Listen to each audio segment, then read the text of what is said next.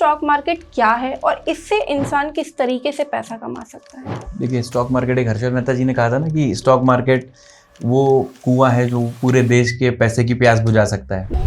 Share market इतना गहरा कुआं है जो पूरे देश की पैसे की प्यास बुझा सकता है, और मैं इस कुआं में डुबकी लगाना चाहता हूँ। तो स्टॉक मार्केट एक्चुअल में वैसे ही है, बट उसमें लालच नहीं करना है आदमी को। पूरी वर्ल्ड वॉर ही चल रही है एक तरीके से, तो उस चीज़ का इम्पैक्ट क्या स्टॉक मार्केट पे पड़ रहा है? बिल्कुल ही पड़ रहा है। हम लोग देख ही रहे हैं कि मार्केट कहाँ जाती जा रही है, कहाँ जाती है। अभी तक तो हम लोग को लगता था मार्केट गिरती ही नहीं है, और अभी जो 2020 के बाद से इन्वेस्टर्स नए आए ना, उन्होंने एक्चुअल मार्केट गिरते ही नहीं देखी। सबसे ज़्यादा प्रॉफिटेबल सेक्टर क्या होता है, गवर्नमेंट, सेमी गवर्नमेंट और प्राइवेट? देखिए, ये डिपेंड करता है कि मार्केट किस साइकिल में अब जाने वाला है। सर, ETF के बारे में थोड़ा सा आप बताइए हमारी ऑडियंस को, और सबसे बेस्ट ETF आपके अकॉर्डिंग क्या रहेगी? देखिए, ETF एक्सचेंज ट्रेडेड फंड होते हैं और आजकल बहुत इन है। ETF में आप सिल्वर में भी, इवन क्या होता है, आप सिल्वर मान लीजिए 2.5 लाख रुपए का एक हम लोग भाव पकड़ के चलते हैं। अब हर आदमी के पास 2.5 लाख रुपए नहीं है देने के लिए, तो आप 25,000 का भी सिल्वर ले सकते हो, 10,000 का भी ले सकते हो, 2,500 का भी सिल्वर ले सकते हो through ETF exchange traded funds, और वो इजीली लिक्विडेट हो जाते हैं। आप कभी भी उसको जाके बेच सकते हो, इवन आप उसमें ट्रेडिंग भी कर सकते हो। अगर आपको एक यंगर को एडवाइस देनी हो फॉर इन्वेस्टमेंट, तो वो एक्चुअल में क्या एडवाइस रहेगी? ये एडवाइस करूंगा, अगर आप 18 के हो तो पहले पैन बनवाओ और फिर डीमैट अकाउंट खोलो, फिर धीरे धीरे इन्वेस्टमेंट शुरू करो। 500 रुपये डालो, बट डालना शुरू करो। नमस्कार दोस्तों, मैं हूं आपकी होस्ट कृतिका मिश्रा, और आज हम बात करने वाले हैं स्टॉक मार्केट के ऊपर। स्टॉक मार्केट काफी लोगों के लिए सिर्फ एक जुआ है या फिर पैसा कमाने का मौका। आज हजारों लोग हर दिन शेयर्स खरीदते हैं, लेकिन सिर्फ 10% लोग अमीर बन पाते हैं, 90% लोग अपना पैसा गवा देते हैं। इसके पीछे एक्चुअल क्या सच है, इस सच को जानने के लिए आज हमारे साथ जो गेस्ट मौजूद हैं उनका नाम है मिस्टर संयम अग्रवाल, जो कि एक स्टॉक मार्केट एजुकेटर, इन्वेस्टर और मार्केट साइकोलॉजी को डीपली समझने वाले एक्सपर्ट हैं। तो बिना किसी देरी के पॉडकास्ट शुरू करते हैं, एंड तक आप बने रहिएगा। Welcome to the show sir, कैसे हैं आप? संयम जी, पहला सवाल तो मेरा आपसे यही रहेगा कि एक्चुअल में स्टॉक मार्केट क्या है और इससे इंसान किस तरीके से पैसा कमा सकता है? देखिए, स्टॉक मार्केट, एक हर्षद मेहता जी ने कहा था ना कि स्टॉक मार्केट वो कुआं है जो पूरे देश के पैसे की प्यास बुझा सकता है। तो स्टॉक मार्केट एक्चुअल में वैसे ही है, बट उसमें लालच नहीं करना है आदमी को। अगर आप स्टॉक मार्केट में लालच करते हो, वो कुएं से बार बार पैसा निकालने की कोशिश करते हो, तो फिर वो दिक्कत होती है। स्टॉक मार्केट ऐसी जगह है जहाँ इसको सबसे पहले तो हम लोग को गैम्बलिंग कहना बंद करना होगा कि स्टॉक मार्केट गैम्बलिंग है। जो एक ऑर्थोडॉक्स थिंकिंग चल रही है, किसी के पापा का लॉस हो गया, किसी के दादाजी का लॉस हो गया, चाचा का लॉस हो गया, किसी का घर बिक गया, तो उसमें हम लोग ने कहना शुरू कर दिया कि गैम्बलिंग है। यहाँ से लोग पैसा भी कमा रहे हैं। हम लोग को ये समझना पड़ेगा, इकोनॉमी चल रही है, आप एक कंपनी में इन्वेस्टमेंट कर रहे हो, आपको ये समझना पड़ेगा। आप अगर इसको गैम्बलिंग की तरह करोगे कि हर मिनट मेरे को पैसा चाहिए, तो वो आपको भी गैम्बलिंग की तरह ट्रीट करेगा स्टॉक मार्केट।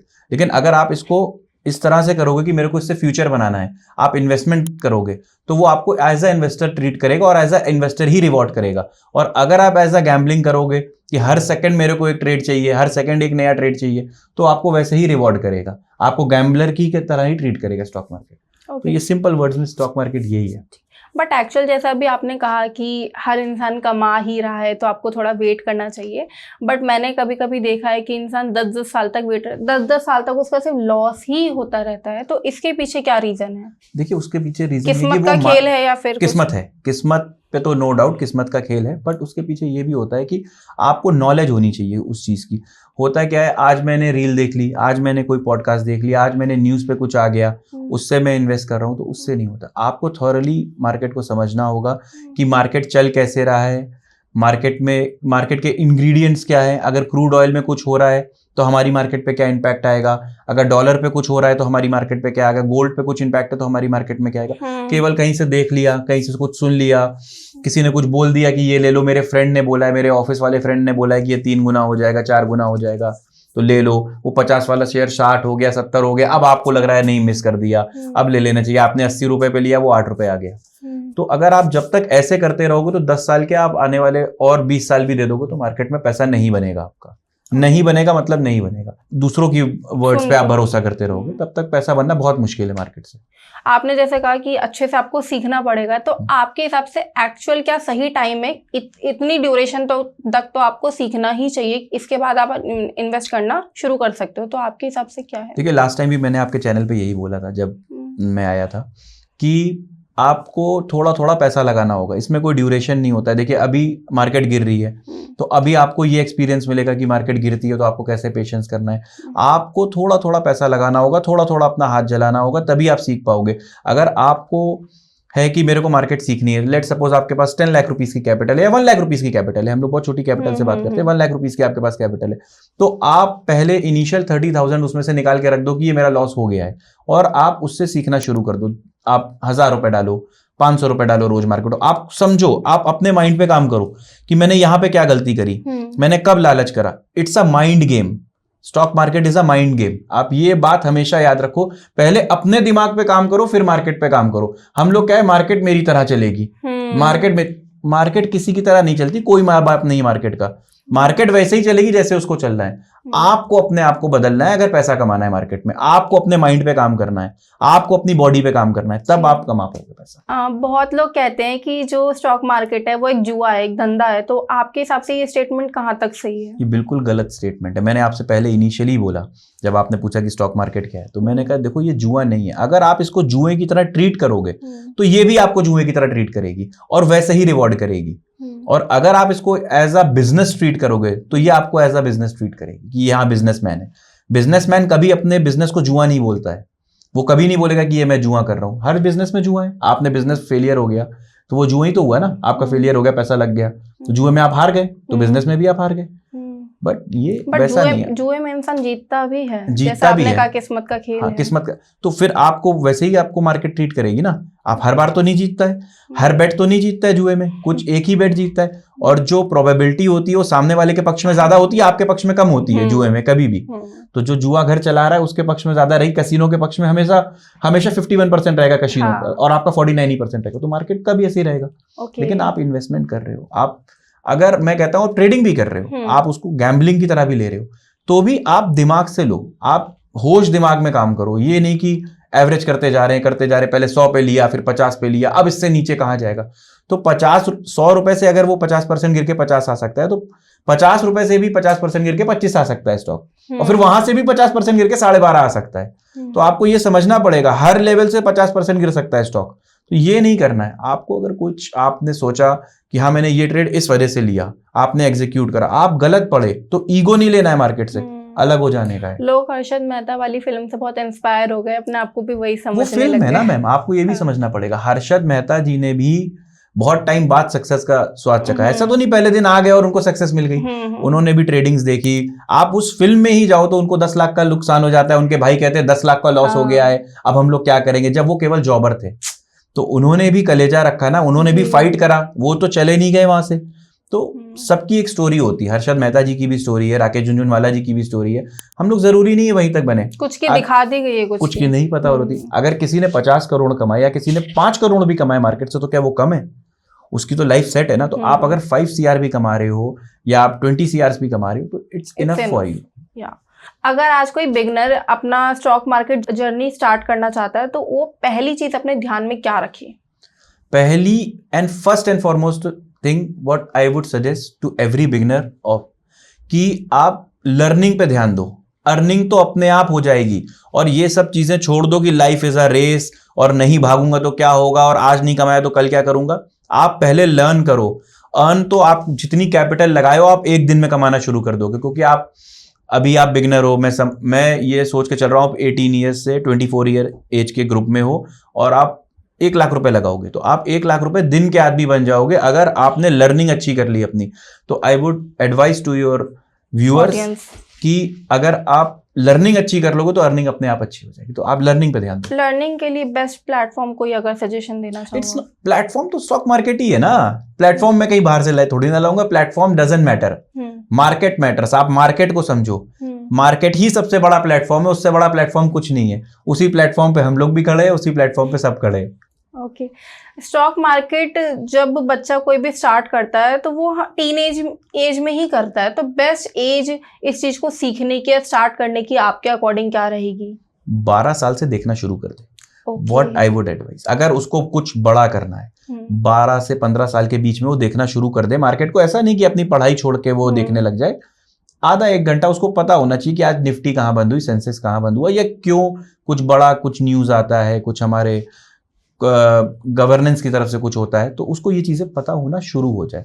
18 के बाद अपना पैन बनवा ले, उसके बाद वो धीरे धीरे इन्वेस्टमेंट शुरू कर दे। 500 रुपए डाल दे, महीने का 500 रुपए तो डाल सकता है वो अपनी पॉकेट मनी से बचा के।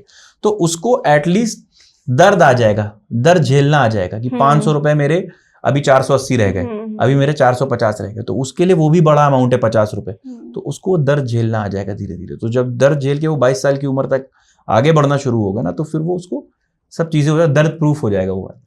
अगर किसी का मार्केट में बड़ा लॉस हुआ है तो वो दोबारा से मोटिवेटेड कैसे हुए? दोबारा से मोटिवेट तभी हो सकता है जब उसके पास दोबारा कैपिटल आएगी, उसके बिना कहाँ से मोटिवेट होगा।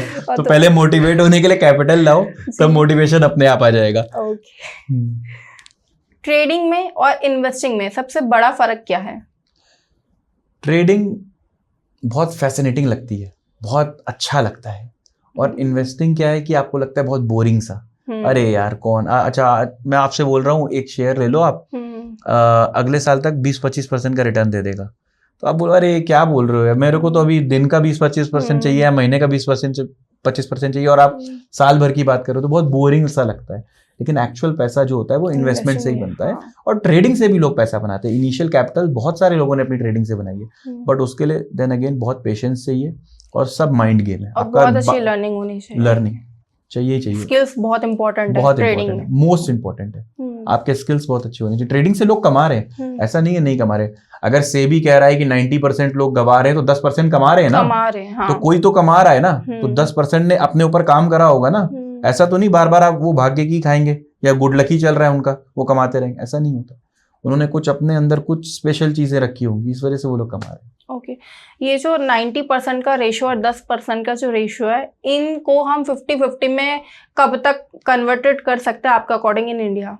बहुत मुश्किल है, सीरियसली बहुत मुश्किल है। ओके, आप क्यों हैं? क्योंकि आप पैसे को समझो। आज हम लोग इस रूम में बैठे हैं, और इस रूम में अगर 10 लोग होते और मैं सबको इक्वली, अगर आप ऐसे समझो, मैं आपको एक एग्जांपल देता हूं, हम लोग पूरी दुनिया की सारी संपत्ति को इक्वली डिवाइड कर देते हैं, तो ये लॉ कहता है कि 3 साल के अंदर वो सारी संपत्ति 10% लोगों के हाथ में आ जाएगी। हाँ। तो ये बहुत मुश्किल है जो आप बोल रहे हो, ये नेचर ही है, ये हो नहीं है। जो 10% लोग अपने ऊपर काम करेंगे वही 10% लोग अर्न करेंगे, क्योंकि अपने ऊपर काम करने वाले बहुत कम लोग हैं। टीवी पे देख लिया, इधर देख लिया, उधर देख लिया, उससे बहुत लोग प्रभावित होते हैं। सही मुझे अभी आप बता रहे हैं लोगों को कि आपको इन्वेस्टिंग कैसे करनी चाहिए, कैसे ट्रेडिंग करनी चाहिए, कैसे लर्निंग करनी चाहिए, फिर आप ही कह रहे हो कि पॉसिबल ही नहीं है 50% के रेशियो में। आप 10% में जाओ ना, आप 10% में जाओ ना। मैंने आपसे क्या कहा, आप दुनिया को मत बदलो, हाँ। स्टॉक मार्केट को बदलने की कोशिश मत करो, आप खुद को बदलो। आप टॉप 10% में आओ ना, आप 91 नंबर पे आ जाओ ना, 100 नंबर पे आओ, 91 नंबर पे आ जाओ, टॉप 10% पे आओ ना। मैं आपसे ये कहना चाह रहा हूँ, आप दुनिया को बदलने चल रहे हो कि कब होगा क्या होगा, तो जब सब लोग जब लर्निंग शुरू करेंगे, तब अर्निंग शुरू करेंगे, तब तक प्लेटफॉर्म्स चेंज हो जाएंगे, तब तक क्या चीजें रहेंगी।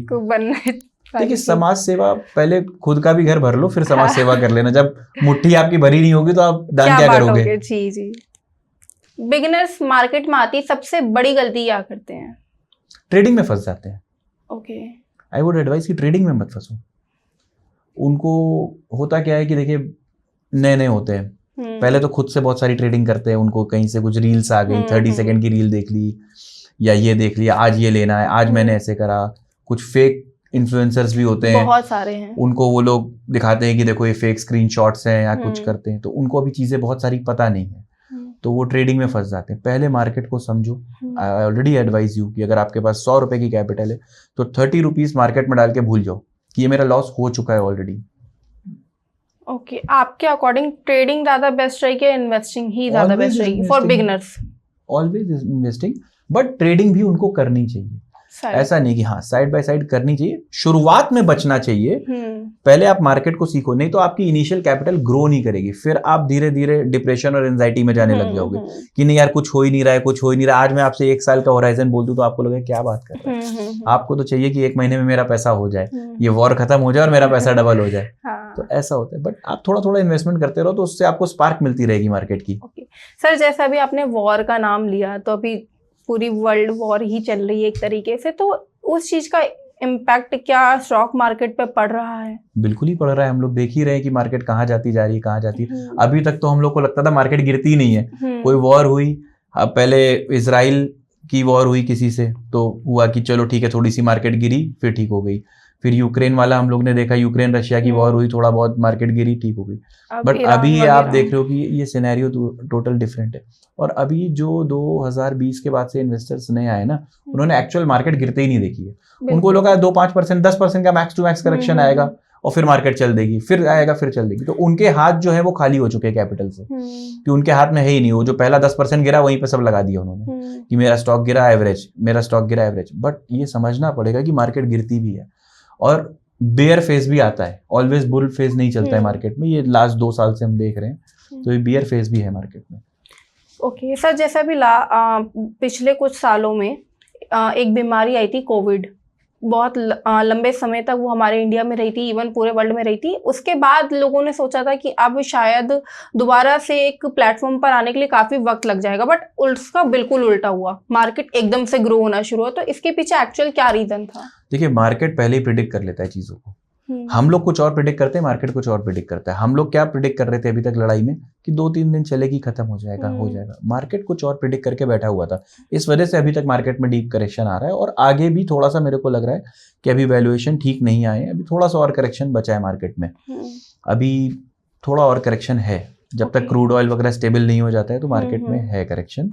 तो हम लोग पहले ही सोच रहे थे कि मार्केट जैसे कि वॉर हुई 2 दिन 3 दिन की हुई, गिर जाएगी। बट इस बार स्टेट का कोई हेड मारा गया है, तो उन लोग को भी रिटेलिएट करना है, वो भी रिटेलिएट करेंगे। चीज़ें बदल चुकी हैं, जो ऑयल की सप्लाई है वो कई देशों को नहीं हो पा रही है, बंद हो चुकी है। तो ये चीज़ें समझनी पड़ेंगी कि इस बार सिचुएशन दूसरी है और इस बार बहुत बड़ी बड़ी कंट्रीज इन्वॉल्व है, जिनके इंटरेस्ट भी इन्वॉल्व है उसमें। आपको ये भी समझना पड़ेगा कि इस बार दुबई भी इन्वॉल्व है, यूएई इन्वॉल्व है, अमेरिका इन्वॉल्व है डायरेक्टली, इजराइल इन्वॉल्व है, ईरान इन्वॉल्व है। तो चारों के अपने अलग अलग इंटरेस्ट भी हैं, वो भी आपको समझना पड़ेगा कि ईरान चाह रहा है कि हम मुस्लिम कंट्रीज के हेड बन जाए, यूएई बनने नहीं दे रहा है उनको। यूएस चाह रहा है कि मेरे को तेल का कंट्रोल मिल जाए, वो उनको नहीं देना चाह रहा है। इजराइल चाह रहा है कि उसके पास से न्यूक्लियर बम हट जाए, वो भी नहीं हो पा रहा है। तो सबके अलग अलग इंटरेस्ट है और सब कोई अपना इंटरेस्ट फुलफिल करना चाह रहा है। तो इस बार लड़ाई कुछ लंबी चलेगी, सब प्रिपरेशन से आए इस बार। तो अब इस समय स्टॉक मार्केट में पैसा लगाना बेवकूफ़ियत होगी या समझदारी होगी आपके हिसाब से? देखिए, बेवकूफ़ी तो कभी नहीं होती स्टॉक मार्केट में पैसा लगाना। I am fully invested. Market में आप पैसा लगाओ, बट पार्टली लगाओ। अगर आपके पास 100 रुपीज़ है तो आप 20 रुपीज़ आज लगा दो, फिर आप वेट करो कि नेक्स्ट 20% मेरे को कब डालना है, करेक्शन आएगी, क्या होगा, और स्टॉक स्पेसिफिक करो। ऐसा नहीं है कि जो पीछे कोविड से आज तक स्टॉक्स चले वही स्टॉक्स चलेंगे। आपको स्टॉक फाइंडिंग आनी चाहिए, आप स्टॉक्स को ढूंढो कि अब कौन सा सेक्टर स्पेसिफिक चलेगा, वैसे आप पैसा लगाओ। और सारा पैसा आपको एक सेक्टर में नहीं लगाना है, अलग अलग सेक्टर्स डिफाइन करो, उसमें लगाओ। कुछ बैंकिंग में लगाओ, कुछ पीएसयूज में लगाओ, कुछ आप आईटी में लगाओ, ऐसे करके।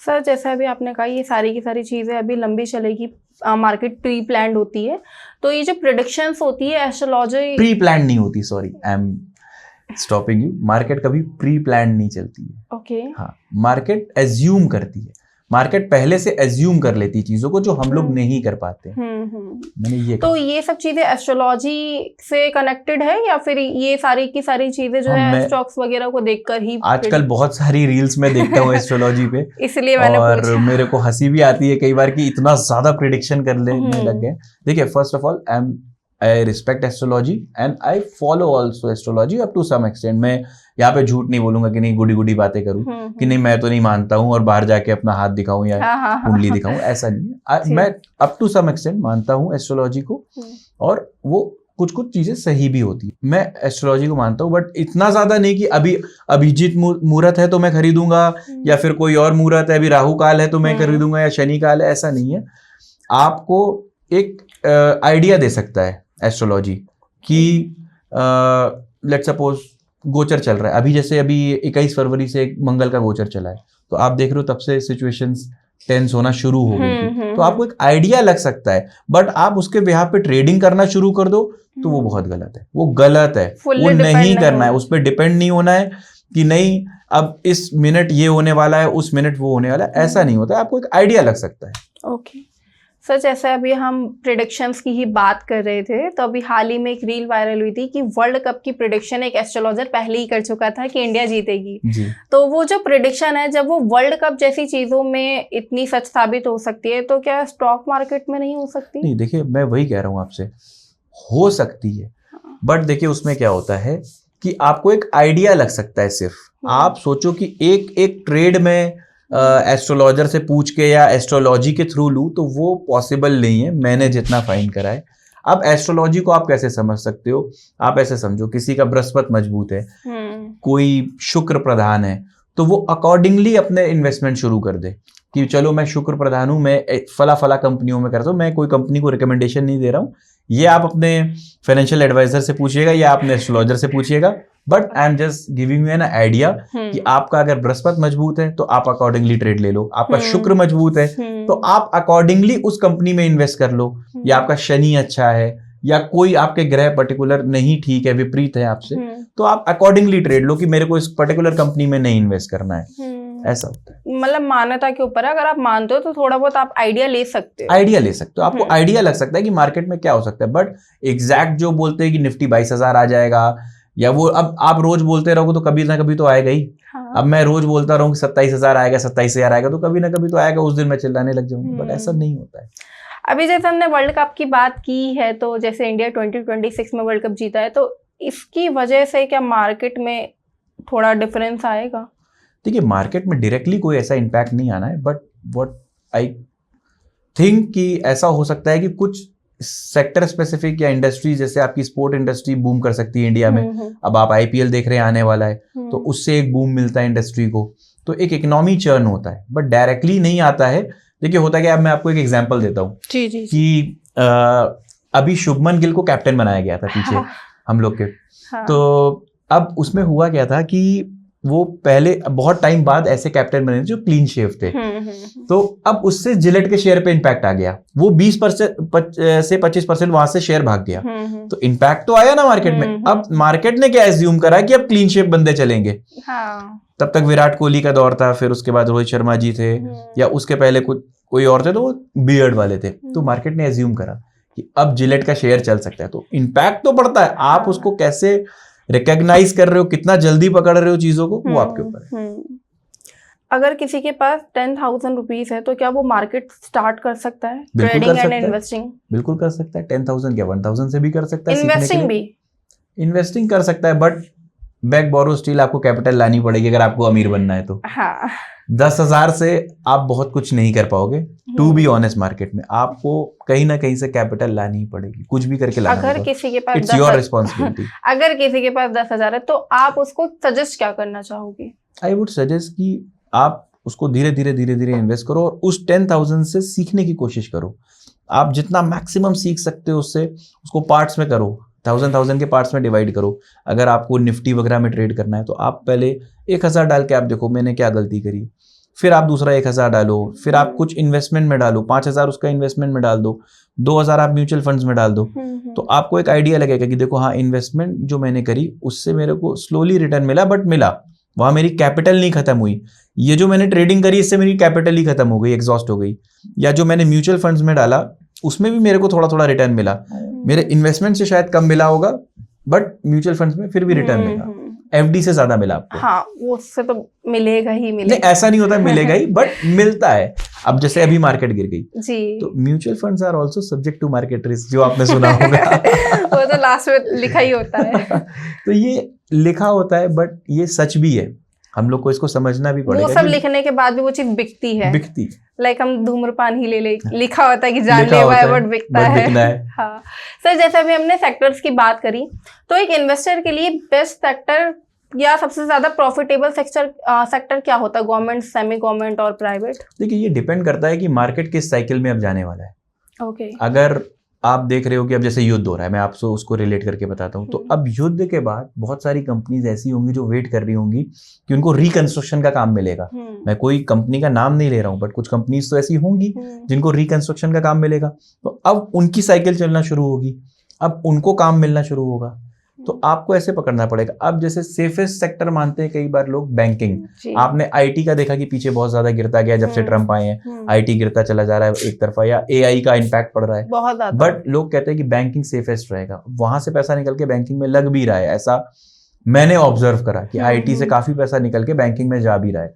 तो ये सेफेस्ट रहता है। मैं इसमें इन्वेस्टमेंट के लिए नहीं कह रहा हूँ, ये सेफ हो सकता है आपका जब आप मार्केट में रहते हो। उसमें से एक सेफेस्ट सेक्टर हो सकता है बैंकिंग। सर ईटीएफ के बारे में थोड़ा सा आप बताइए हमारी ऑडियंस को, और सबसे बेस्ट ईटीएफ आपके अकॉर्डिंग क्या रहेगी? देखिए ईटीएफ एक्सचेंज ट्रेडेड फंड होते हैं और आजकल बहुत इन है। ईटीएफ में आप सिल्वर में भी इवन क्या होता है, आप सिल्वर मान लीजिए 2.5 लाख रुपए का एक हम लोग भाव पकड़ के चलते हैं। अब हर आदमी के पास 2.5 लाख रुपए नहीं है देने के लिए, तो आप 25,000 का भी सिल्वर ले सकते हो, 10,000 का भी ले सकते हो, 2,500 का भी सिल्वर ले सकते हो through ETF exchange traded funds, और वो इजीली लिक्विडेट हो जाते हैं। आप कभी भी उसको जाके बेच सकते हो, इवन आप उसमें ट्रेडिंग भी कर सकते हो। I am not advising to do that, but आप कर सकते हो उसमें ट्रेडिंग। जी ईटीएफ बेस्ट कौन सी रहेगी, निफ्टी वगैरह की अगर आपको मैम? पता हो निफ्टी देखिए मेरे को जो लगता है कि बेस्ट ईटीएफ जिसमें मैं इन्वेस्ट करता हूँ, I am not advising to invest anywhere. आप बिफोर इन्वेस्टिंग आप पहले अपने एडवाइजर से पूछ लीजिएगा। बट जिसमें मैं इन्वेस्ट करता हूँ निफ्टी जूनियर में करता हूँ। निफ्टी नेक्स्ट 50 भी उसको बोलते हैं। जैसे निफ्टी 50 होता है तो टॉप 50 कंपनीज होती हैं, उसके बाद की जो होती है 51 से लेके 100 की कंपनीज, मैं उसमें इन्वेस्ट करता हूँ। तो उसको निफ्टी जूनियर कहते हैं।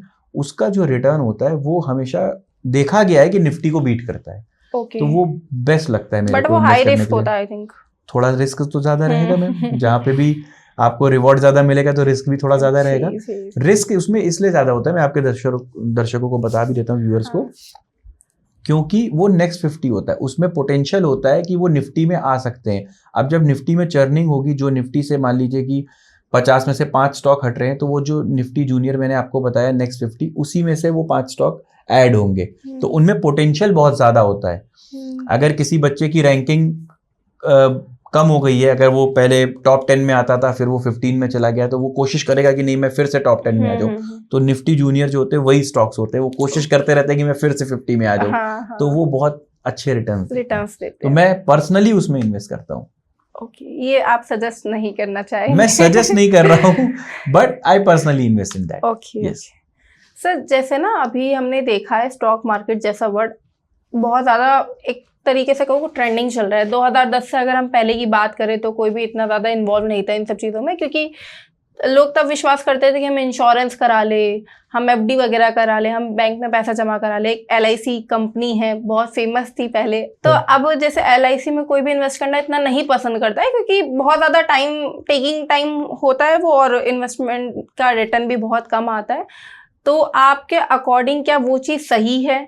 लोगों का जो झुकाव आ रहा है मार्केट की तरफ, वो आपके अकॉर्डिंग सही है? उन सब चीज़ों में नहीं इन्वेस्ट करना चाहिए, स्टॉक मार्केट में करना चाहिए? आपके अकॉर्डिंग क्या है?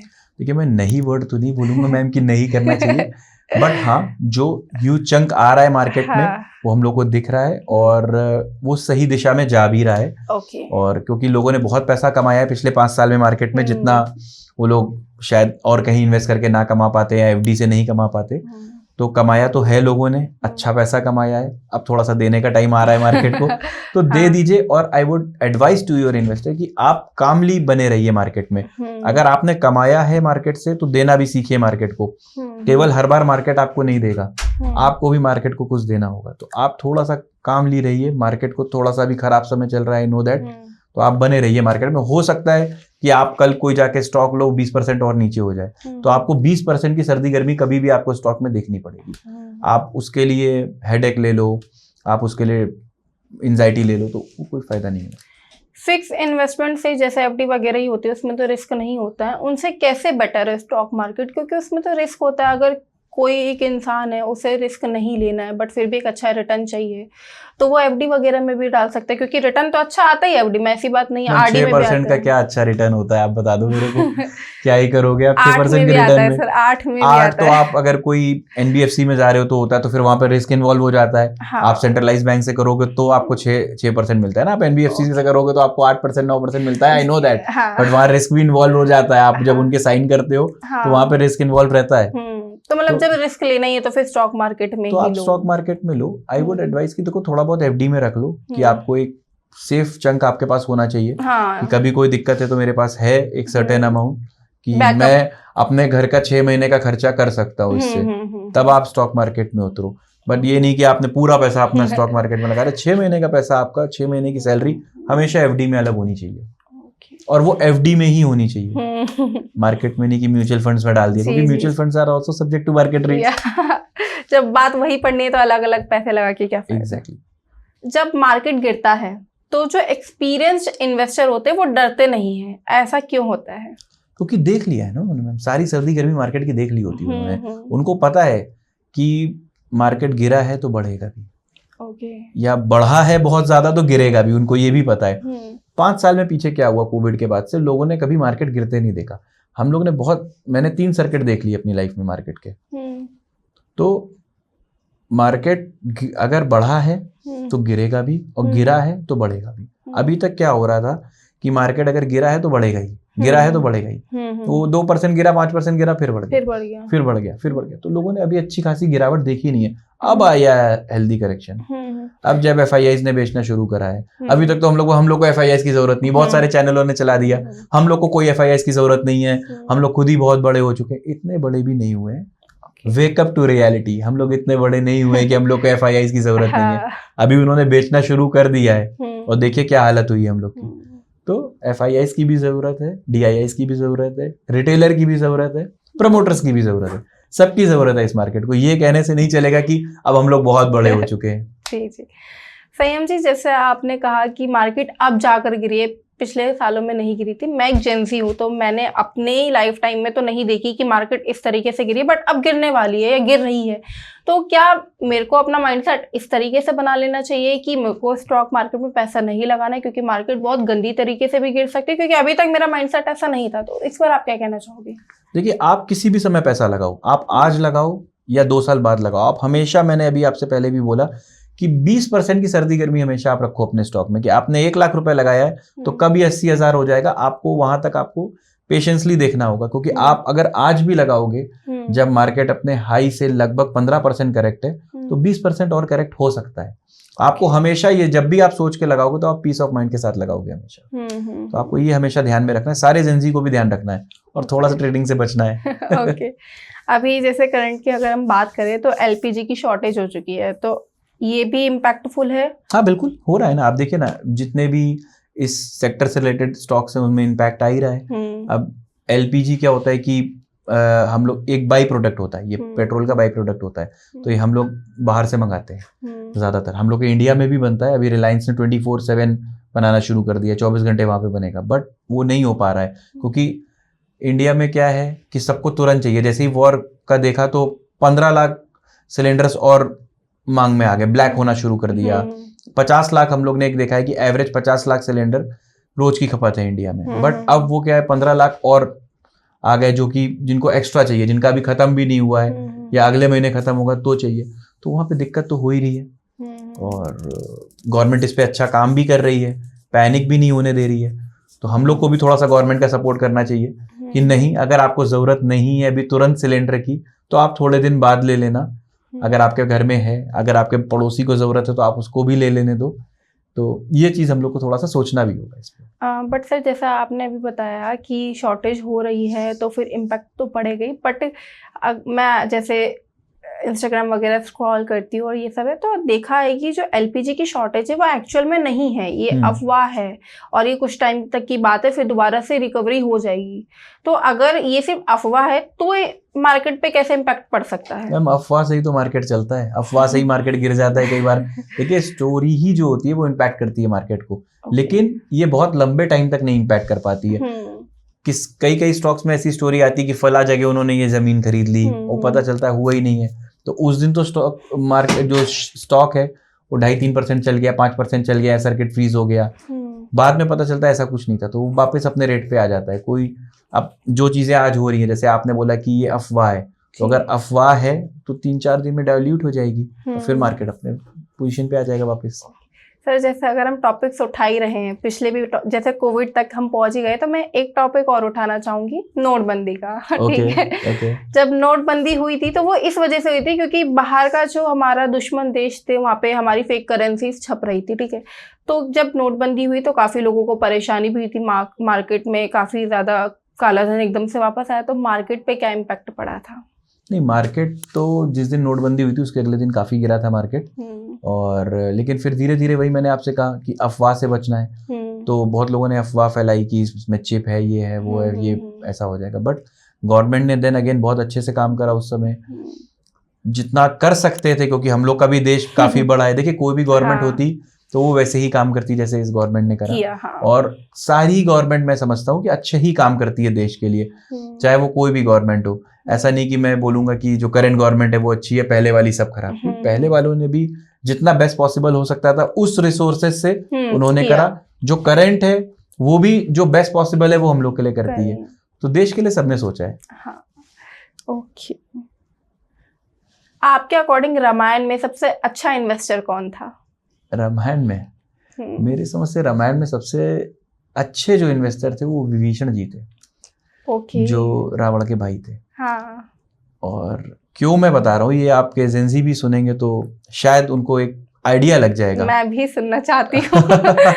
तो आप भी एक आइडिया लग जाएगा। हाँ। इससे आप इन्वेस्टिंग भी सीख सकते हो कि विभीषण ने अपना जो प्रमोटर का, जब कोई प्रमोटर होता है कंपनी का, जब उसका नजरिया कंपनी के प्रति चेंज हो जाता है ना, तो हम लोग को भी अपना इन्वेस्टमेंट चेंज कर देना चाहिए।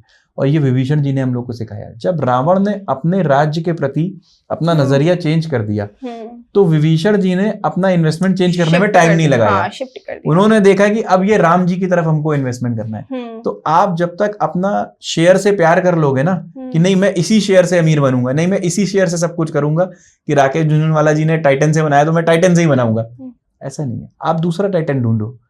तो विभीषण जी ने भी करा। उन्होंने जब देखा कि ये राजा पद से भ्रष्ट हो गया है तो दूसरा राजा पकड़ लिया उन्होंने। तो आपको भी दूसरा स्टॉक पकड़ लेना है। अगर आपको दिख रहा है कि वो स्टॉक ठीक नहीं है या उस प्रमोटर्स के इंटेंशंस अब वो नहीं रहे कंपनी के प्रति, तो ये आपको ध्यान रखना है। मतलब विभीषण जी बहुत पहले जुआ खेल चुके थे। जुआ नहीं, इन्वेस्टर थे वो। Again I am saying this, stock market जुआ नहीं है, ये इन्वेस्टमेंट के लिए बना है। स्टॉक मार्केट में फ्रॉड कैसे होता है? मैम, फ्रॉड कैसे होता है तो बहुत सारे तरीके हैं। मैं रोज एक नया तरीका देखते रहते हैं, हम लोग टीवी पे भी देखते रहते हैं। बट आजकल मैं देखता हूँ कि फेक स्क्रीनशॉट्स वगैरह होते हैं, वो लोगों को देते हैं। वो जो नए जेंजी आए लड़के, उनको मिलते हैं तो उनको लगता है मैं भी ऐसे कमा सकता हूँ, बट ऐसा होता नहीं है। वो आपके पास कॉल्स आती हैं, तो लेट सपोज उनके पास 100 क्लाइंट्स हैं, तो 100 में से 50 को वो दे देंगे पुट ले लो, 50 को वो दे देंगे कॉल ले लो। अब कोई 50 तो चलेंगे ना, तो वो जो 50 चले उनसे वो पैसा ले लेंगे, और जो दूसरे 50 है उनका फोन उठाना बंद कर देंगे। अब अगले दिन उसमें से 25 को दे देंगे पुट, 25 को दे देंगे कॉल। तो वो 25 एक तो चले गए, और जो इसको कॉल दिया वो मान लीजिए वो विन करते हैं तो उनसे वो पैसा ले लेंगे। फिर वो ऐसे ऐसे करते रहेंगे। तो ये एक बहुत बड़ा स्कैम है जो ये चल रहा है। बहुत सारे कॉल्स आते हैं, इसमें बहुत ठीक लोग भी होते हैं, बट ज्यादातर मैंने देखा यही सब हो रहा है। फेक आ रहे हैं, बहुत फेक आते हैं। अच्छे लोग भी होते हैं बट उनकी क्वांटिटी कम है। दिल्ली वाले गुरुजी के बारे में आपका क्या कहना है? मैंने बहुत सारी वीडियोस तो उनकी देखी नहीं है, बट कभी वो MCX पे ज्ञान देते हैं, कभी निफ्टी पे ज्ञान दे रहे हैं। और एक वर्ड मैंने, किसी ने मेरे को भेजा था शायद, कि मैं चलाता हूँ MCX। तो ये वर्ड मेरे को, ये तो राकेश झुनझुनवाला जी भी नहीं बोल सकते थे, या इस टाइम का जो सबसे बड़ा इन्वेस्टर होगा वो भी नहीं बोल सकता है कि मैं चलाता हूँ मार्केट। ये मोदी जी भी नहीं बोल सकते कि मैं चलाता हूँ मार्केट को। मार्केट कोई नहीं चलाता है। डोनाल्ड ट्रम्प भी नहीं बोल सकता है कि मैं चलाता हूँ मार्केट को। तो वो तो अभी, और वो गुरुजी बोल रहे हैं, अब तो कोई वो बात बोल रहे हैं। I don't not comment. 90% जो ट्रेडर्स होते हैं वो मार्केट में लॉस क्यों खाते हैं? पेशेंस नहीं होता है मैम उनके पास। उनके पास लर्निंग नहीं होती है। वो सीखना चाहते भी नहीं है मार्केट को। वो सोचते हैं कि कोई बता दे, कोई कर दे, मैं कर लूँगा ट्रेड। या वो अपनी स्क्रीन पे लगे हुए हैं, उनको लग रहा है कि टीवी पे मैं देखूंगा, वहाँ जब वो पुट बोलेगा तो मैं ले लूँगा, या कहीं से मेरे पास कॉल आ जाएगी। वो लर्न नहीं कर रहे हैं, वो अपने ऊपर काम नहीं कर रहे हैं, इस वजह से वो लॉस खा रहे हैं। ओके। कई बार लेकिन सर मैंने देखा है कि जो जिसको लॉस होता है उसके पास ज्यादा नॉलेज होती है ट्रेडिंग की, और जिसको फायदा होता है उसको उतनी नॉलेज नहीं होती है, बट फिर भी उनका प्रॉफिट ड्यूरेशन देखना पड़ेगा ना आपको, उसको फायदा हो रहा है कितने दिन से हो रहा है और उसको लॉस हो रहा है कब से हो रहा है। ओके। अब मैं आया मार्केट में हाँ। और 3 ट्रेड मेरे सही हो गए तो मेरा तो 100% हो गया। बट वो दूसरा बंदा जो है वो 30 साल से काम कर रहा है, तो उसके भी तो आपको प्रोबेबिलिटी देखनी पड़ेगी। मेरी तो 100% प्रोबेबिलिटी हो गई। हाँ। 3 ट्रेड में ही मेरे तो 3 ट्रेड सही हो गए, मैं तो भगवान हो गया। ऐसा नहीं होता ना। अभी तो उतरे हो मार्केट में, अभी तो बहुत अप्स एंड डाउन देखने हैं। अब तो समझ में आ रहा है ना लोगों को कि मार्केट गिरती है, जो कोविड के बाद आए, तो अप्स एंड डाउन होते हैं मार्केट में। बुल फेज भी आता है, बियर फेज भी आता है। लास्ट 1 साल से तो अब ऑफिशियली हम लोग कह सकते हैं ना कि हम लोग बियर फेज में हैं। लास्ट 1.5 साल से तो है ना बियर फेज में। तो संयम जी, आपकी करियर की, जो आप इन्वेस्टर हैं, इसके करियर की सबसे ज्यादा मैं कहूँ दुखद घटना क्या थी आपके लिए, जिसमें आपने सबसे ज्यादा लॉस खाया था? मैं दुखद घटना एक ऐसे तो लॉस तो देखिए होता रहता है, वो मैं दुख पे नहीं लेता हूँ। लॉस मेरे को होता है, ये प्रॉफिट भी होता है, क्योंकि यहीं से मैंने कमाया है। हाँ। तो यहीं पे देने को मैं हमेशा रेडी रहता हूँ। मेरा ये नहीं है कि मैं लेके चला जाऊँ। मैंने अगर 100 रुपए मार्केट से कमाया तो 30 रुपए देने के लिए एनी टाइम रेडी हूँ। बट दुखद घटना नहीं थी, एक इंसिडेंट मैं आपको बताता हूँ या एक स्टोरी आपको बताता हूँ कि मैंने 4 साल के लिए मार्केट को छोड़ दिया था। ओके। और अगर वो मार्केट में ना छोड़ा होता 4 साल के लिए तो मैं बहुत अच्छा कुछ, शायद बहुत अच्छी चीजें कर चुका होता उस समय। अब मेरे को लग रहा है कि मार्केट को छोड़ना नहीं चाहिए कभी। आप मार्केट में बने रहो। कुछ रीजन से मेरे लॉस हो गए, फिर मैंने कहा नहीं अब मैं नहीं करूंगा, मार्केट को छोड़ दिया मैंने। 4 साल देखे ही नहीं, भाव ही नहीं देखे। तो वो मैंने बहुत बड़ी ब्लंडर करी अपनी लाइफ की कि मैंने ऐसा करा, वो नहीं करना चाहिए था। Today I am realising that कि नहीं, मार्केट को कभी छोड़ना नहीं। आप क्रीज पे खड़े रहो, रन बनते रहेंगे आपके। विराट कोहली क्रीज पे खड़े रहते हैं और वो फिनिशर बन जाते हैं। एक रन बनेगा बट बनेगा। बनेगा, वो फिनिशर है। वो बंदा क्रीज पे खड़ा रहता है, रन बना देता है आखिरी में। तो आपको क्रीज पे खड़े रहना है।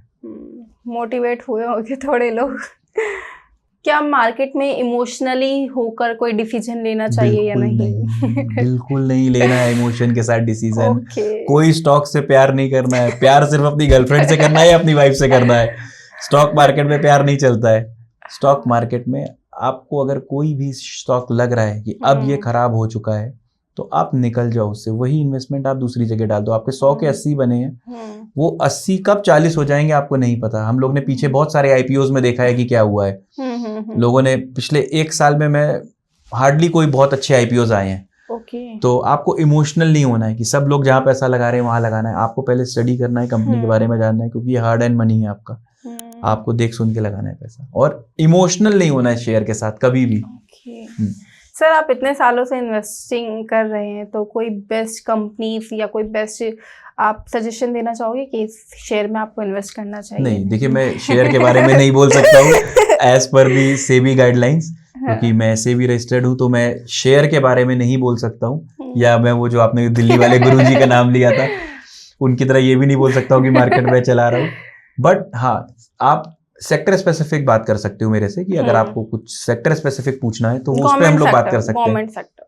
गवर्नमेंट में पीएसयू बैंक्स में हम लोग देख सकते हैं कि आगे चल के banking sector, banking, PSU banking में अच्छा कर सकता है। अभी कुछ शेयर्स हैं जो अभी अच्छा भी कर रहे हैं, इतना मार्केट गिरने पे भी वो परफॉर्म कर रहे हैं। और ये इस वजह से भी कर रहे हैं क्योंकि आईटी का पैसा निकल रहा है।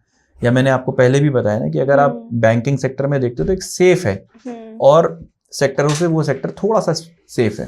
तो आप देख सकते हो पीएसयू बैंकिंग। बट जैसे कहा जाता है कि अगर आप इन्वेस्टिंग करना ही चाहते हो तो प्राइवेट में करो ना, जब रिस्क लेना ही है तो पूरा लो। क्योंकि अगर प्रॉफिट हुआ तो ज्यादा होगा। गवर्नमेंट में आपको रिस्क भी मिलेगा, प्रॉफिट भी नहीं होगा तो डिविडेंड तो मिलेगा ना मैम।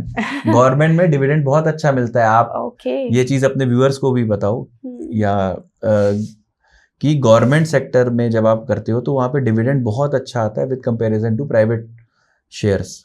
कई लोग तो मेरे पास ऐसे इन्वेस्टर्स हैं जो कि डिविडेंड की इनकम खा रहे हैं। उनका पोर्टफोलियो इतना ज्यादा बड़ा है और उन्होंने पूरा पैसा अपना पीएसयू में लगा के रखा है या गवर्नमेंट सेक्टर में लगा के रखा है, तो उनके पास डिविडेंड बहुत अच्छा आ रहा है। तो गवर्नमेंट के जो शेयर्स होते हैं, पीएसयू शेयर्स, आपको डिविडेंड बहुत अच्छा देते हैं, तो उसकी इनकम बहुत अच्छी होती है जो हम लोग को पता नहीं होता है। तो वो आप अपने कुछ, ये हमारे कैपिटल अमाउंट का कितना % आ जाता होगा? ये डिपेंड करता है, it totally depends upon the company. ऐसा नहीं है कि मैं आपसे कह दूं 1% या 2%, ऐसा कुछ नहीं होता है। ये डिपेंड करता है कंपनी को कितना प्रॉफिट हुआ, क्या हुआ, बैलेंस शीट क्या है, it depends upon that. Okay sir, जैसे स्टॉक मार्केट क्या मिडिल क्लास लोगों को और गरीब बना देता है? स्टॉक मार्केट तो नहीं बनाता है, लेकिन स्टॉक मार्केट के कुछ इंग्रेडिएंट्स है, जैसे ट्रेडिंग है या माइंडलेस इन्वेस्टिंग है, वो सब बना देता है जरूर। वो जरूर गरीब बनाता है। और आपको गरीब आपकी हैबिट्स बनाती है, तो अपने हैबिट्स को आप अच्छा करिए, गरीबी आपसे दूर हो जाएगी, ये पक्का है। आप ट्रेडिंग से दूर रहिए, जब तक आप सीख मत जाइए, जब तक आप लर्न मत कर लीजिए, तब तक आप ट्रेडिंग मत करिए, आप गरीब नहीं बन पाओगे। क्या ऑपरेटर्स मार्केट को मैनिपुलेट करते हैं? करते तो हैं। किस तरीके से? पहले भी करते थे, अभी भी करते हैं। अब उस पर मैं बहुत ज्यादा तो नहीं जाऊंगा, बट पंप एंड डंप तो आज भी हो रहा है। और आप देखो तो एक तरीके से आईपीओ जितना पीछे आया है, वो भी एक तरीके का मैनिपुलेशन ही था कि ओवर उनकी हाइप बना दी जाती है। कोई भी आईपीओ आता है तो उसके पहले उसकी ओवर हाइप बना दी जाती है, और फिर वो 100 रुपए वाला 20 रुपए पहुंच जाता है। तो ये भी तो एक तरीके का ऑपरेटर ही गेम हुआ कि पहले पब्लिक को पहना दिया गया, और फिर बाद में धीरे धीरे जब प्रमोटर्स बेचना शुरू करे तो माल खाली कर गए अपना। तो मतलब जब वो मैनिपुलेशन पावर चल रही होती है मार्केट में, तो लोगों को डिसीजन किस बेसिस पे लेना चाहिए? देखिए, आप स्टडी करिए, आप प्रमोटर की हिस्ट्री होनी चाहिए आपके पास, कि अगर कोई अच्छी हिस्ट्री का प्रमोटर है तो वो कभी अपने स्टॉक्स के साथ अपनी फेस वैल्यू कभी नहीं खराब होने देगा। बट जो नए स्टॉक्स आए, अब वो आपने देखा नहीं, सुना नहीं, वैल्यूएशन क्या है कंपनी की, इफरात वैल्यूएशन पे आ रहे हैं, 50,000 करोड़, 10,000 करोड़, कंपनी कुछ कर नहीं रही है, एक छोटी सी एप्लीकेशन है उसकी, 10,000 करोड़ की कंपनी है, आता जा रहा है। तो ये सब चीजें आपको पढ़ना सीखना पड़ेगा।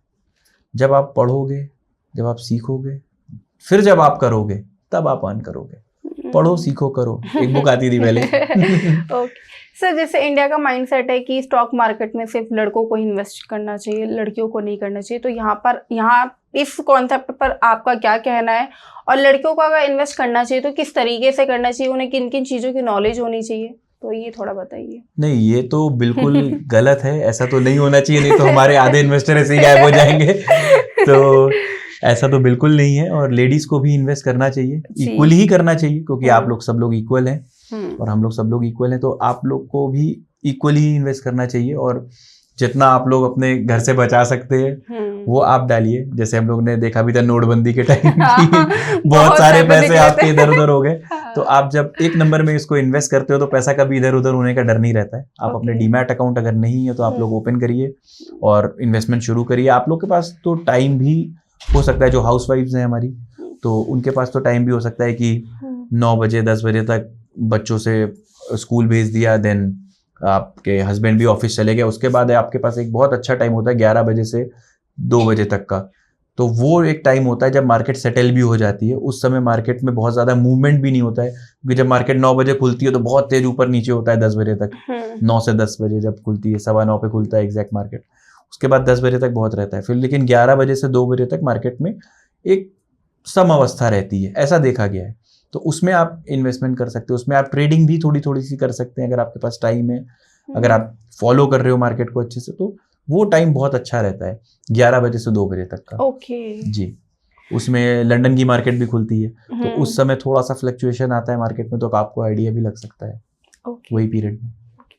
सर, जैसे हर कोई कहता है कि जो इंश्योरेंस होती है, जो पोस्ट ऑफिस में जो इन्वेस्टमेंट करते हैं, बैंक में इन्वेस्टमेंट करते हो, और जो SIP वगैरह में करते हो, उनके बीच में सिर्फ एक ही बैरियर होता है, रिस्क का। ठीक है, आप इसके अलावा एक वैलिड रीजन कोई दे सकते हैं कि SIP and stock market is better than this? नहीं, SIP तो खुद ही प्रूव कर चुका है कि वो बेटर है।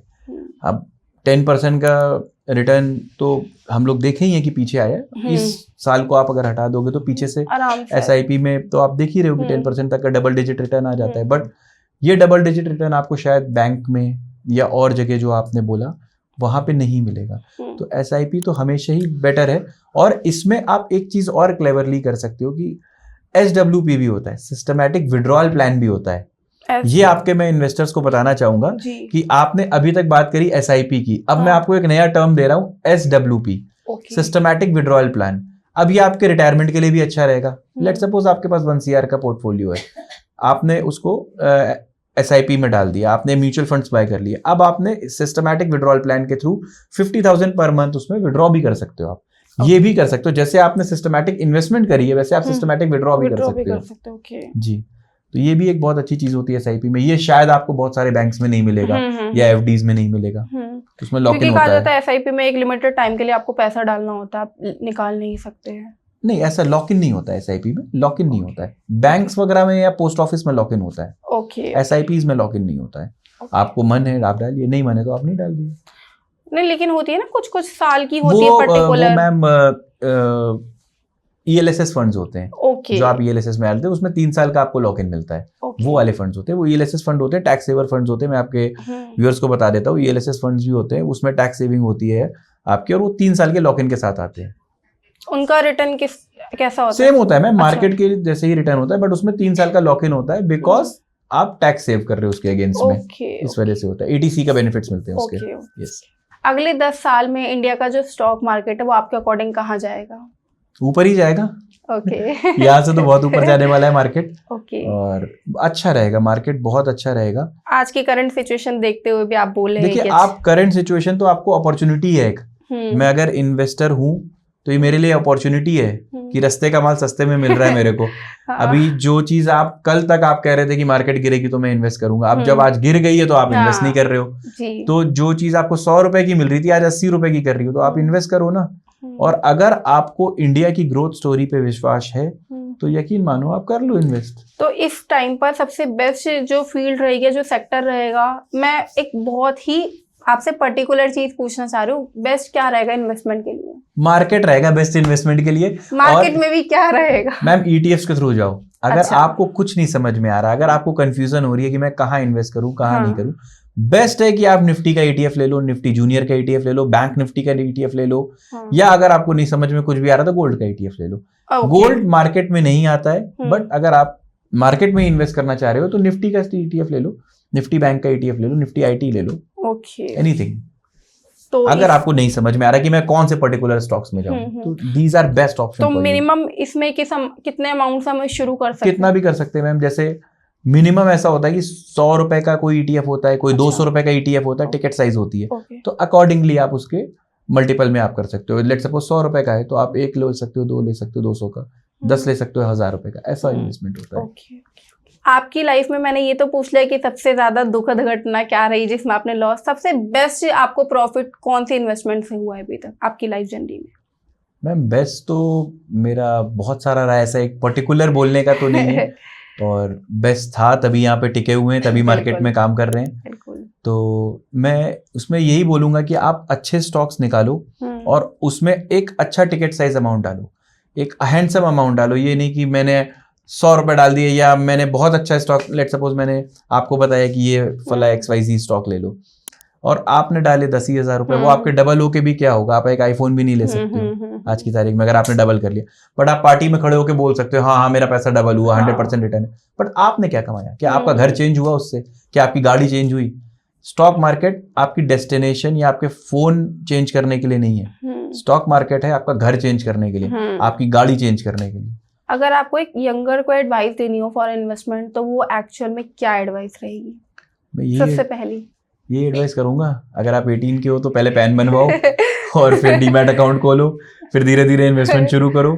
500 रुपए डालो, बट डालना शुरू करो। मिनिमम SIP 500 रुपए की होती है। जब डालना शुरू करोगे तो मार्केट का दर तुम्हें समझ में आना शुरू होगा कि कब ऊपर जा रहा है कब नीचे आ रहा है, आप ट्रैकिंग शुरू कर दोगे। तो मैं ये 500 रुपए डालने के लिए सिर्फ इसलिए कह रहा हूँ कि आप ट्रैकिंग शुरू कर दोगे मार्केट की। जब आप ट्रैकिंग शुरू करोगे तो आपका इंटरेस्ट डेवलप होगा, जब इंटरेस्ट डेवलप होगा तो आप फर्दर इन्वेस्टमेंट करोगे। आज अगर कोई हमारा पॉडकास्ट देख रहा है और उसकी एज 20 to 25 के बीच में और वो चाह रहा है कि मैं 10 साल 15 साल बाद करोड़पति बन जाऊं, तो उसके विजन में एक्चुअल में आप क्या उसको बताना चाहोगे कि किस किस स्ट्रैटेजी से उसे इन्वेस्टमेंट करनी चाहिए, किन किन चीज़ों का ध्यान रखना चाहिए, उसके अकॉर्डिंग थोड़ा बताइए। पहले लर्न करो और फिर पागल बन जाओ। मतलब हम ये चाह रहे हैं एक और संयम अग्रवाल बना दें आप। देखो पागल बनो मार्केट में। ओके। तुम्हें पागल बन के काम करना होगा मार्केट में। मार्केट पागल लोगों को रिवॉर्ड करता है। आप बहुत ज्यादा 1+1 2 चार्ट कैंडल ये सब में बहुत ज्यादा इन्वॉल्व मत हो अभी, शुरुआत में ये सब का भी टाइम आएगा, तब हो जाना उसमें इन्वॉल्व। बट अभी देखो कि मैं कैसे लर्न कर सकता हूँ ज़्यादा से ज़्यादा मार्केट से। बैलेंस शीट पढ़ना सीख लो, इतने में तुम प्रमोटर्स के बारे में पढ़ना सीखो, देखो कि किस कंपनी में कितना प्रमोटर्स का स्टेक है। ये सब चीज़ें आपके व्यूअर्स अगर जानना शुरू कर देंगे तो अर्निंग बहुत आसान हो जाएगी इनके लिए। और करोड़पति तो क्या, अरबपति भी बन सकते हैं आगे जाके फिर। ओके सर, मैंने ना बच्चों में आपस में ही कहते हुए सुना है कि आर्ट, कॉमर्स और साइंस साइड, तो जो कॉमर्स वाले बच्चे होते हैं वो सीधा उन दोनों फील्ड को कहते हैं कि तुम लोगों से तो इन्वेस्टमेंट नहीं हो पाएगी, ट्रेडिंग नहीं हो पाएगी, तुम लोग बैंकिंग के लिए नहीं बनो। तो ये बात कहाँ तक सही है? क्या एक्चुअल में आर्ट्स और साइंस वाले इन्वेस्टमेंट के लिए सही नहीं बने हैं? नहीं, ऐसा कुछ नहीं है, ऐसा कुछ नहीं है। आप अब तो हम लोग देख ही रहे, सभी लोग डीमैट अकाउंट ओपन कर रहे हैं, सभी लोग इन्वेस्टिंग कर रहे हैं, तो ऐसा कुछ नहीं है। देखिए आप क्या है, आप प्रोफेशनल फीस दे रहे हो। अगर आप म्यूचुअल फंड्स में आप इन्वेस्ट कर रहे हो तो 1% या एक प्रोफेशनल फीस होती है, तो वो आप दे ही रहे हो ना। तो आप चाहे आर्ट से हो, चाहे साइंस से हो, चाहे कॉमर्स से हो, जब आप प्रोफेशनल फीस दे रहे हो, आर्ट वाला भी दे रहा है, कॉमर्स वाला भी दे रहा है, सब लोग दे रहे हैं, तो वो फिर डजंट मैटर कि आप कौन से फील्ड से आ रहे हो। ओके सर, अगर किसी इंसान को नॉलेज नहीं है मार्केट की बट वो फिर भी इन्वेस्ट करना चाहता है और वो अपने लिए एक एडवाइजर रख लेता है, तो क्या उसका डिसीजन बेस्ट रहेगा? हाँ, रख सकता है, बट एडवाइजर का भी आपको हिस्ट्री देख के रखना पड़ेगा ना, कि उसकी कितनी कॉल्स सही हुई है पास्ट में, या उसका क्या ट्रैक रिकॉर्ड है, तब आप उसके साथ एसोसिएट हो। थोड़ी तो नॉलेज आप, हाँ, एडवाइजर को देखिए नॉलेज तो होती है, बट उसका भी क्या ट्रैक रिकॉर्ड है आपको ये भी देखना होगा। और वो सेबी रजिस्टर्ड होना चाहिए, प्लीज सेबी रजिस्टर्ड एडवाइजर्स के साथ ही काम करें, सो दैट आपको पता रहे कि मैं किसके साथ काम कर रहा हूँ, उसका एक कोड होना चाहिए आपके पास। Thank you so much sir, हमारे पॉडकास्ट में जुड़ने के लिए और इतनी इंफॉर्मेटिव नॉलेज हमें देने के लिए। अब मैं आपसे यही साइन आउट करना चाहूँगी। अगर आपको इस पॉडकास्ट से थोड़ी सी क्लैरिटी मिली हो फॉर इन्वेस्टमेंट एंड ट्रेडिंग, तो हमारा ये पॉडकास्ट काफ़ी सफल रहा है। और अगर आपको संयम जी से किसी भी तरीके का सवाल करना है, कोई भी एडवाइस लेनी है, तो उनकी इंस्टाग्राम आईडी स्क्रीन पर है, आप उनसे कांटेक्ट कर सकते हो। और किस तरीके से कांटेक्ट करना है संयम जी एक बार बता देंगे आप हमारी ऑडियंस को? मेरा इंस्टा लिंक नीचे रहेगा, you can connect me on Insta. Okay, and अगर आप चाहते हैं तो आप हमें हमारे कमेंट सेक्शन में भी उनसे कांटेक्ट कर सकते हैं। Thank you so much for watching this podcast. Thank you so much.